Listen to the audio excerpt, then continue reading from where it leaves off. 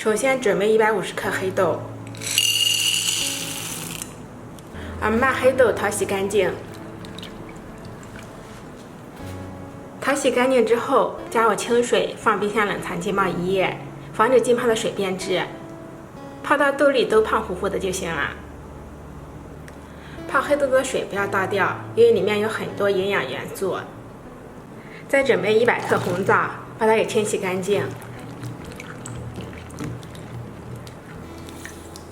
用酸奶吸管给它去掉枣核。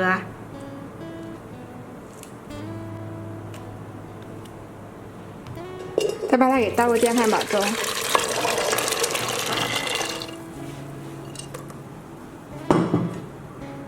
加入像平时煮饭一样多的水就可以了。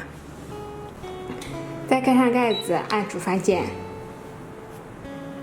准备200克糯米粉，再加入30克玉米淀粉，注意凝固成型。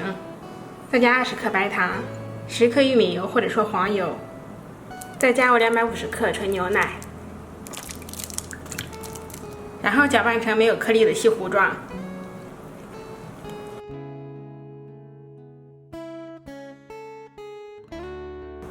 平底盘里面铺上一层油脂，这样更容易脱模。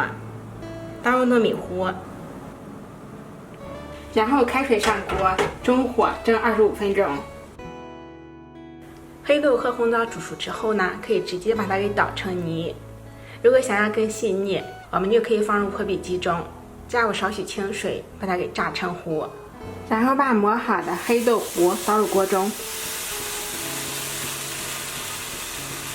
再加入30克白糖，再加入20克食用油，然后开小火不停地搅拌，给它炒到不粘锅就可以了。这个过程大概需要20分钟，比较累手，家里面如果有人代劳最好不过了。然后我们把锅上沾的豆沙给它擦一下，这样锅就干干净净的了。炒好之后把它给盛出，放凉备用。2块钱的黑豆我们可以做出20块钱的黑豆沙。少油少糖，非常的营养美味。我们可以用来做面点、甜点，还可以用来做糕点。再把它分成40克大小的剂子，再把每一个小剂子给它揉圆。糯米粉蒸熟之后，把它给放凉。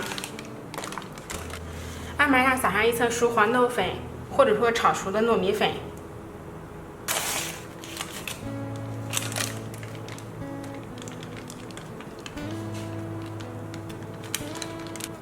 然后再把它给揉一下，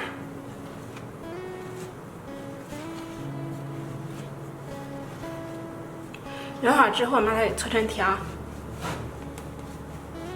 再把它给切成12个小剂子。切好的小剂子，我们再给它揉一下，然后按扁擀成圆片。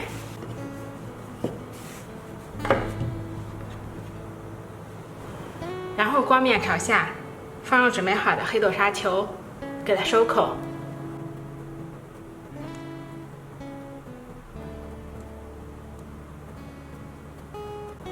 收口纯洁结实，然后把它给揉圆，像这样就可以了。收好之后，我们再给它滚上一层熟黄豆粉，也可以炒一些熟糯米粉，这样可以防止粘连。我们可以用保鲜膜包起来，放入冰箱冷藏一下，口感会更好。吃不完的也是用保鲜膜包起来，冷藏保存，3天内吃完。用黑豆和红枣做的黑豆沙糯米糍，它的口感软糯香甜，甜而不腻，比红豆沙会更好吃，而且高蛋白、高纤维素，更加的营养健康。做法也非常的简单，喜欢就试一下吧。